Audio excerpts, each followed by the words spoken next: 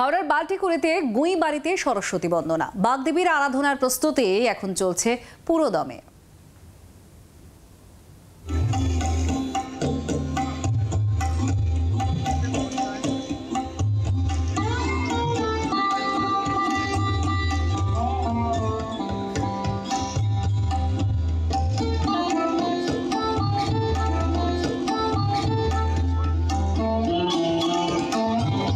এই বছরে আমাদের পুজোর ভাবনা হচ্ছে আবেগ আর ভালোবাসার অনুভূতি।